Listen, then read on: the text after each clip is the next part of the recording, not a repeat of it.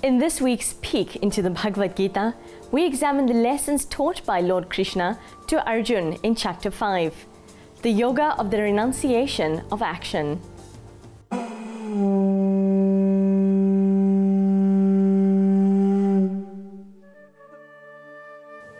The fifth chapter of the Bhagavad Gita is entitled Karma Sannyasa Yoga.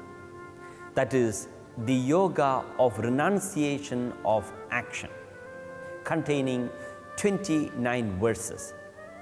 Now, these verses describes an advanced stage of the spirit of detachment. Having practiced this concept of yajna, that is, transforming every activities in life as an oblation or offering to God, that practice brings about purification of your personality. We experience a total state of detachment, renunciation.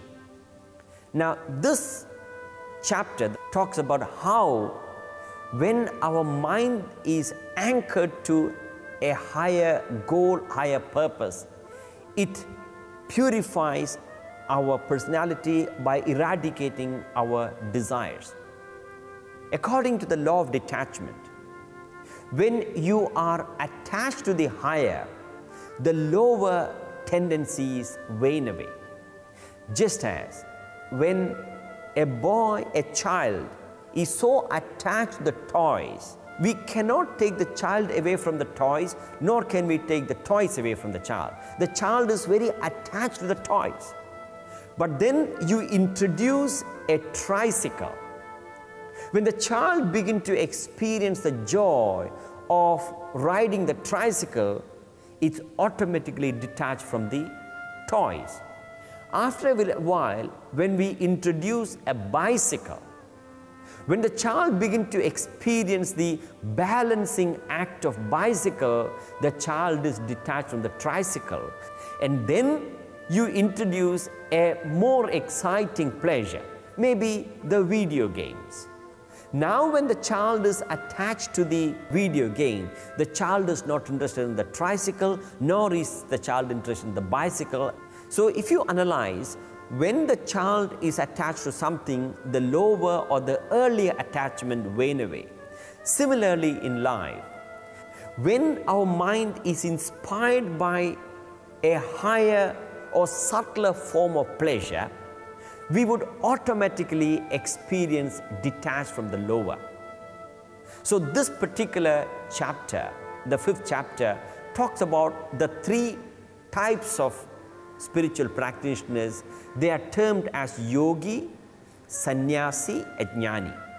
A yogi is one who is practicing yoga, which means a spiritual practice.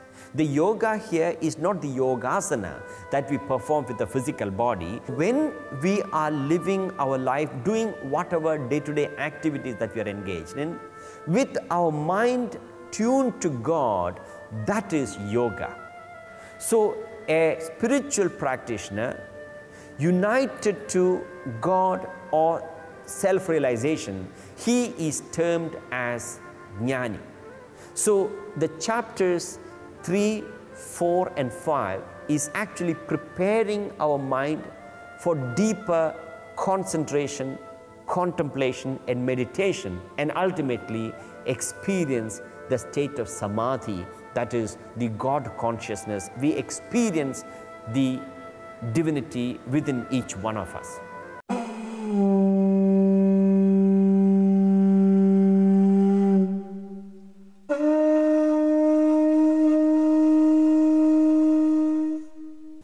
It was Pramukh Swami Maharaj who once said, "Never complain about the difficulties in life, because the director, God, always gives the hardest roles to his best actors." And with those words of wisdom, we have come to the end of our journey with you today. We look forward to meeting you on the Inward Path next Sunday.